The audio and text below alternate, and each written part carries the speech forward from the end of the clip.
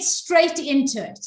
And I want to start by welcoming our two scientists, Rebecca Heidkamp, who's an associate scientist at Johns Hopkins University Bloomberg School of Public Health, and was one of the lead authors for one of the papers in the new Lancet series that we've already mentioned, just released this week. Also with us is Emily Smith, who is the associate professor at the George Washington University Milken Institute School of Public Health. And Emily is the lead author on one of the meta-analyses regarding the impact of multiple micronutrient supplements that was published in 2017. So, Emily, if you'll also turn on your camera, lovely to see you and Rebecca with us. And I wanted to really start with the Lancet series, so the newest Lancet series. So, Rebecca, perhaps not everyone has had the chance to read it yet. So I'm going to ask you if you can share some of the key findings related to maternal nutrition indicators and the progress or lack of progress since the 2013 Lancet series. So let's hear a little bit about that from you to start with.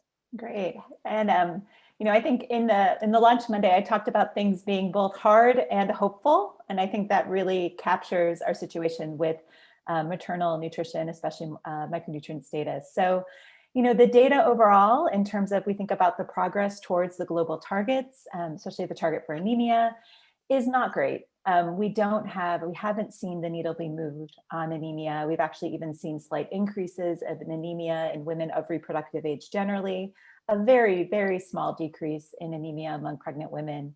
Now, there's been some more recent, findings that have shown in some countries, we're achieving progress of even about 2 percentage point declines per year, which is actually very exciting. So I think the hopeful part is, even though over as a global, we're not seeing progress, we do see these kind of glimpses of hope that things are possible. It is possible to move the needle. But I think and then kind of on the intervention side, in terms of what can we do, again, it's hard and hopeful. So the hopeful piece, I'll start there, is really, this thing that maternal micronutrient supplements are ready for prime time. I mean, we have solutions. I think the challenge on the implementation side is we look at the data for IFA. So you've got about 2/3 of women across low and middle income countries who are getting at least 4 antenatal care visits, but only 1/3 of women are getting 90 days of IFA.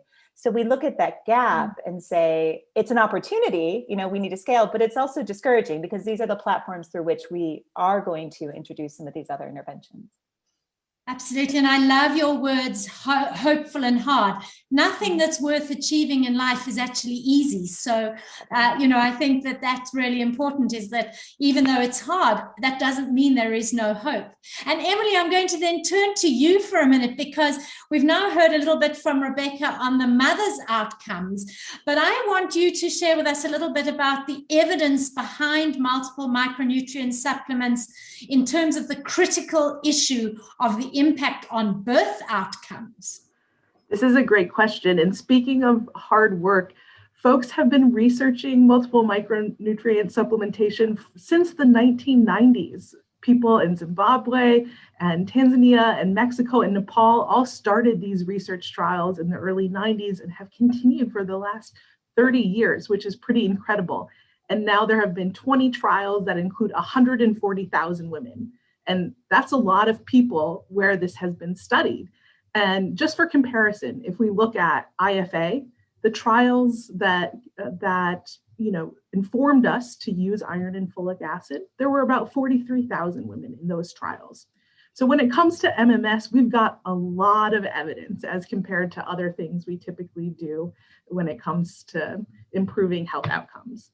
So what did we find in these 20 trials? So we found, when we put all of the data together, that the risk of low birth weight is reduced by about 12 to 14%, and preterm birth is reduced. So the risk of baby being born too soon is reduced by about 5 to 7%. And the risk of being born small for gestational age similarly is reduced about 3 to 8%. And even the risk of stillbirth is reduced.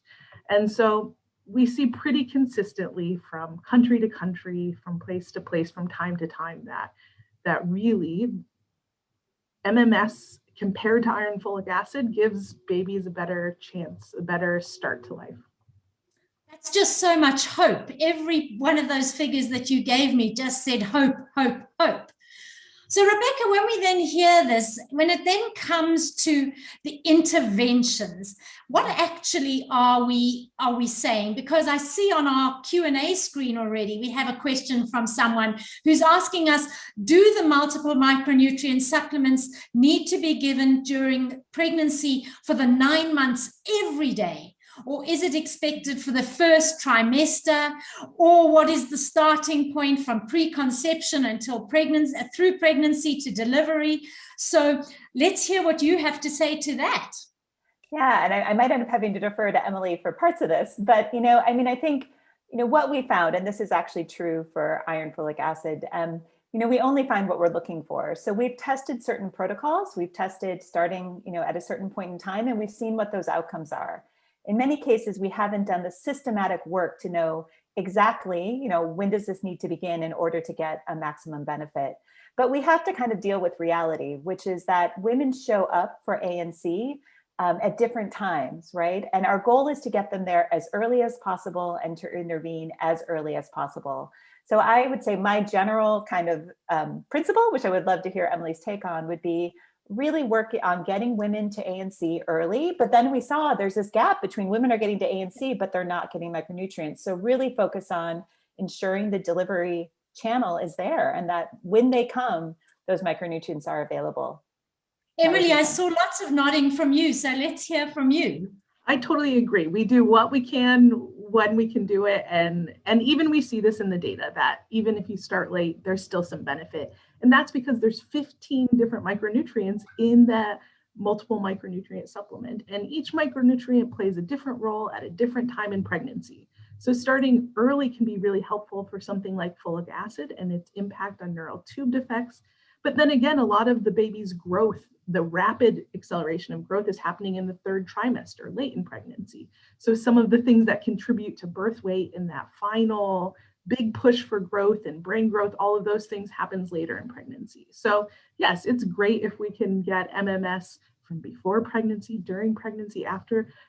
Definitely, that would be great. But at any time that a woman shows up to pregnancy or shows up to antenatal care, it's a good time to start MMS. So that really leads very nicely into the next thought that I had, which is around the cost effectiveness. Because if we're going to say that we want women to have this, we want all women to have it, we want them to have it as early as possible in pregnancy, immediately I can see the thought is, but what is this going to cost and how cost effective is this? So should we start with you again, Rebecca, on that one, and then Emily as well? You might want to start with Emily, because I think my side has a little bit more, I have a little more to think about, what to think about in terms of financing. Okay, let's start immediately on the money. Speak to us about the money, Emily. Sure. So 2 issues on money. One is just affordability and how much it actually costs, which is different than cost effectiveness. So how much does it actually cost? Of course, it depends, but certainly there are people, Saskia mentioned Spencer Kirk earlier here, who are producing this at approximately the same cost as IFA or very close. So when you take those 2 facts, if you can get it for a similar price, but we have better impacts on things like reducing the risk of the baby being born too soon, too small, which of course has lifelong consequences for that baby and eventually that kid and that adult. And so the message is that it's very cost effective. In some of the specific modeling work has been done so that we can compare it to other interventions. We see something work for specifically for Bangladesh, for example, found that the cost was about $183 per death averted, which is quite cost effective when we compare it to other interventions. And then a range between $3 to about $13 per preterm birth averted. So if you are an economist in the weeds on these cost effectiveness work, check out the modeling. It turns out to be quite cost effective because of the increased benefit and because the current production costs are relatively low. But that's more good news, more hope, more hope. Rebecca, you want to add something to the cost story? Yeah, I mean, I think there's the cost side, right? But then there's the paying for it side. And I think, Emily builds a really important case in terms of that concern is this going to be more expensive than IFA? And I think the general thought is, especially with economies of scale, the more that people get on board, the more we're producing, it won't. And so it is a more cost-effective intervention. But the one piece we did do as part of the Lancet series was looking at financing for nutrition. So this is in terms of, but what money is really being put out there? And I think, the World Bank had projected an increase of about $70 billion over 10 years, additional in order to meet the WHO targets, which includes the anemia target. And, I think one of the concerns is that we've seen some evidence that assumption was that domestic financing, the money coming from governments towards their own nutrition programs, was going to increase over time. And we've actually seen some evidence of actual domestic financing decreasing. So I think there's both the question of cost, but then there's actually the political will to finance and to actually put resources towards this, which is something we're concerned about across the nutrition spectrum. I really think that's also really important, because so often we do just talk about cost, saying it's cost effective, but we've got to find the reality of show me the money. And see it absolutely happening, which also links to us when we say show the money. We've got a question here on our screen as well from one of our participants. And let me pose it to you to start, Emily. When do we expect to have WHO explicitly favor MMS over IFA, as we see this global move and we've seen the wonderful results you've shared with us? Yes, so WHO can only make new recommendations as new information becomes available. And so in fact, we saw that move from the 2016 ANC guidelines, which said that MMS was recommended or wasn't recommended, but that countries with high burden of nutritional deficiencies might consider it. And now we saw this update at the end of 2020 that says it's recommended in the context of rigorous research. And aside from being a researcher, I love research, but this is great news because we don't know a lot about how to do it well. So like Rebecca mentioned at the beginning of this call, even with IFA, we're not doing a great job of getting those supplements into the hands of women and getting them to use, take them every day. And so the same problem will apply to MMS. So in the context of rigorous research, which WHO has changed that recommendation now, I think this makes sense for us to learn as we start to implement here. And I think we'll hear more about that from other partners later. Yes, I think we're going to hear that from our country experiences. Let's face it, we're all learning while doing. And boy, has the last year been the biggest learning curve. So maybe this next question from one of our participants, and I'm not sure who of you wants to answer it, but let me put it to you to start with, Rebecca, is what is the minimum dose and duration of MMS during pregnancy to reduce low birth weight? So maybe, Emily, this also might be you from the meta-analysis rather, and then Rebecca can add. Rebecca, you okay? I go to Emily first and come back to you. Hand it over to Emily, please. Yeah, what's the minimum? The short answer, I don't know. We see some trend. More, better, less, not as good, but we still are seeing benefit in these studies where a few of the studies were kind of pragmatic trials, I would say. They were trying to see what would happen just when women were regularly showing up to ANC, like the great work done in Indonesia, and they still find benefit. So look, is 1 day too short? Probably, but is 4 weeks too short? I don't think so. So even if a woman is showing up later, it's still a time, because of course a woman herself we're thinking about her own health and what she's about to do, giving birth and feeding, breastfeeding babies. All of these things take energy, take micronutrients, and so any bit helps. That's the trend. And maybe I would just add, I think you can think about the duration of supplementation, but also the dosing itself. So I'm not quite sure what the person asking the question had in mind. But, we do have the mini-map formulation kind of as our starting point, and that's what many of these trials have been done with. And while I mean, of course, I mean, I think especially Emily and I as scientists, we're all about precision, right? And refining and trying to find exactly the right thing. Well, I think that is stuff that can happen potentially over time, right? But this initial political will, we've got a good starting formulation that is shown to have impact. Let's think about delivering that. And then if there's space as time goes on, research and refining, and countries can be places that innovate over time as they're working on this. Well, that's great that you touched on that, Rebecca, because the very next question that I want to get to from Phil James is, does MMS for women equals UNIMAP globally, or do you advocate for tailoring of doses and the micronutrient ingredients according to the context? So we can start with you, Rebecca, and then see if Emily wants to add. I think my big concern would be that in order to tailor anything to context, we need two things, right? We need evidence of what that context is. And I think this is one of the key messages that we've seen, that the data on micronutrient deficiencies in countries is really sparse. So the truth is, we in many places don't know what gap we're actually trying to fill technically to make it very context specific, right? We know that generally, and we have to think about safe levels of micronutrient intake. We've got to think about, there's all sorts of biological factors. So I'd say, in that gap, I think starting with where we are is really important. In theory, would it make sense that things get refined to context? Yes, but I have a feeling that's one of those things that's almost more theoretical than it is practical. Emily, do you want to add anything to that? Absolutely. And I see a second question that's closely related. Exactly. So answer that. Yeah, the only place where there is existing evidence varying the formulation really is around the iron dose, which was another question asked. So in these 20 trials, some of them used an MMS, the UNIMAP formulation with 30 milligrams of iron. Some of them used a formulation with 60 milligrams of iron. And in fact, that's pretty consistent with what's happening with iron and folic acid around the world. Some countries use 30 milligrams, some countries use 60 milligrams.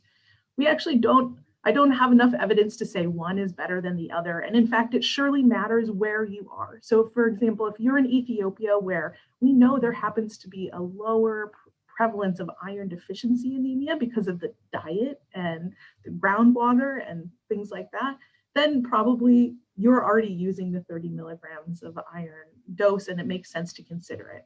Now in other places, if you know you have a high burden of iron deficiency anemia and you're using 60 milligrams of IFA, for me, that makes sense. Keep it as it is if that's what you think is best for your context. So there's no reason, that's the only place where I think there's some varying amount of evidence. Now, if you wanted to get into all of the other nutrients, say copper or selenium or vitamin K, I professionally review all of this evidence. There's not a lot of good evidence. So it's a great theoretical question. And I hope to do more of that kind of research myself.